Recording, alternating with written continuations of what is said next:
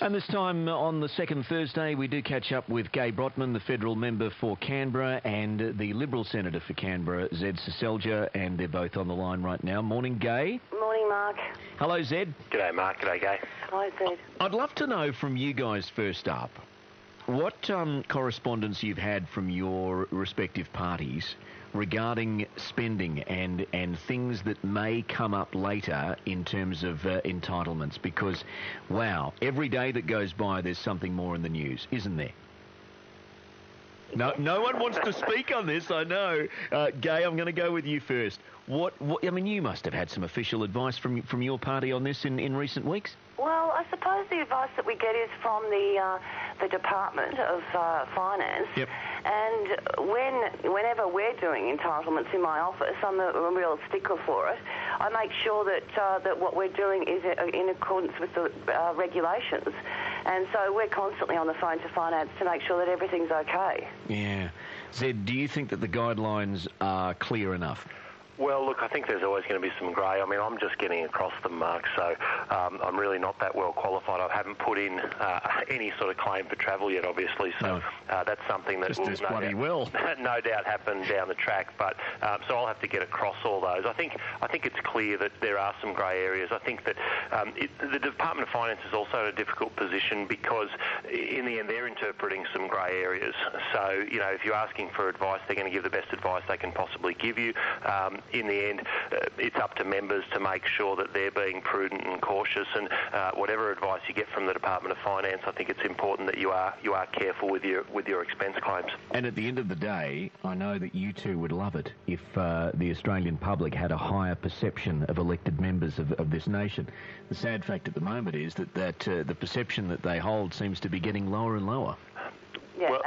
Well, look, I think unfortunately there's some truth in that, Mark, and I think we all need to do our best to make sure that's not the case, because, you know, I certainly don't think that the vast bulk of politicians do anything other than the right thing and attempt to do the right thing. Occasionally, with all the claims, people will get it wrong or will perhaps claim for something that was certainly in a grey area and perhaps they shouldn't have. So I think people need to be very cautious, and we all have a responsibility to try and lift the view of parliamentarians, because in the end, people need to have confidence in our democracy and confidence in those who represent them. Okay. Yeah, I agree. It is unfortunate that these issues do dog us as politicians, and because most of the people that I know who are in politics are there to make a difference, are there to improve the lives of their communities and the lives of Australians, and so these incidents are unfortunate.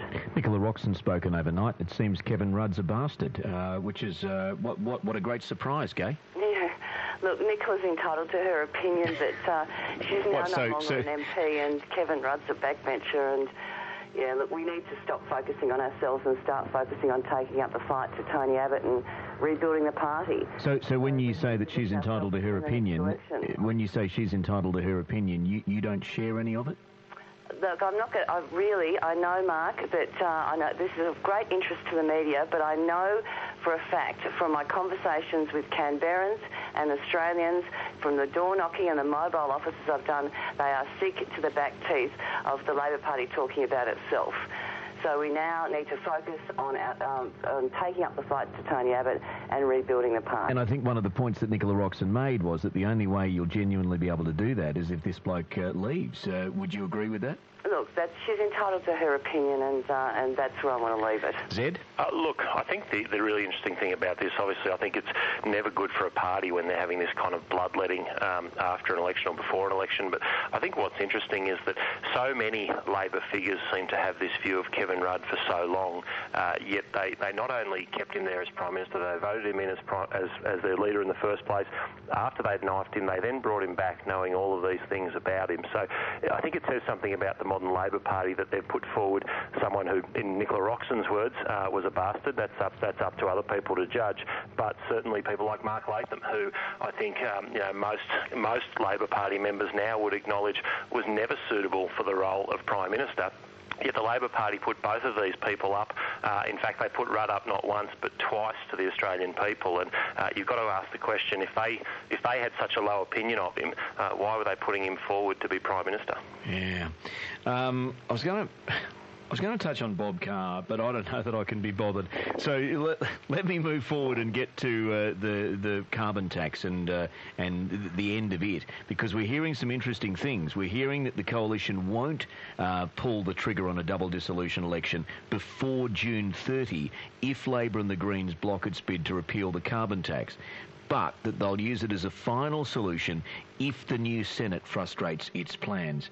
I think I'm going to start with you, Zed. Do you think there's any chance that Bill Shorten and Labor will cave in on this and let you end the carbon tax?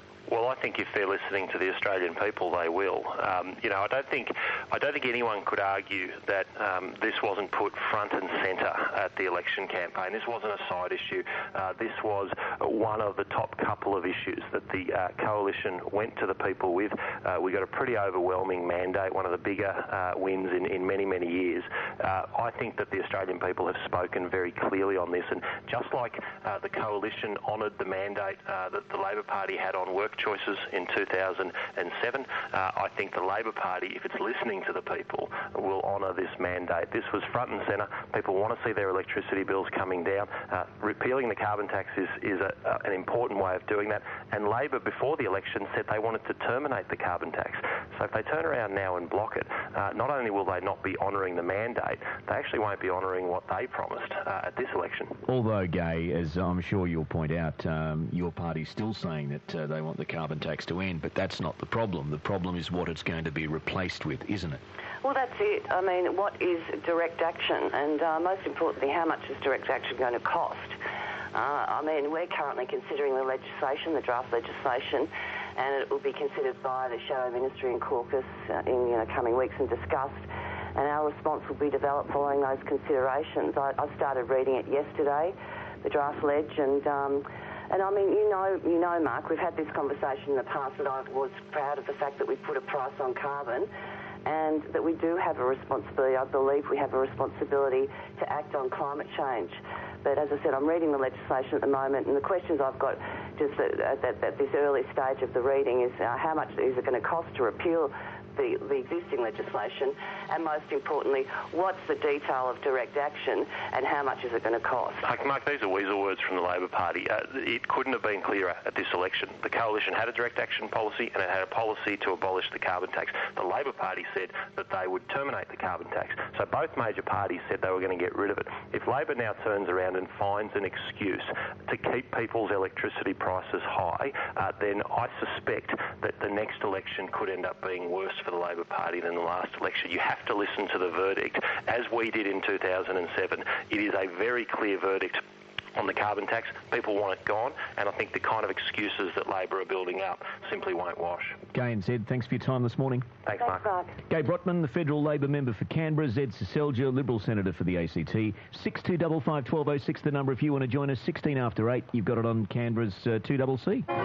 From the 2CC Traffic Centre, Canberra's traffic, thanks to Anthony and Brendan at Bridges, Canberra City. Peace of mind for your financial future. In Bruce Gungahlin Drive, hotspot city-bound near Belconnen Way after a 4-car fender bender, and it's barely moving. Reports that 2 lanes are now closed, so try William Hobble Drive or Barton Highway onto Northbourne Avenue. Earlier crash clearing 2 at Forest on Canberra Avenue at Empire Circuit. Both cars are off the road. Pocket amazing savings and grab exclusive early bird deals at the Discover Europe Travel Expo this Sunday, only at the National Convention Centre, 10 till 4. Entry is free. If you see any problems on the roads, call 6230 1126. I'm Jeff Cooper with more Canberra traffic shortly.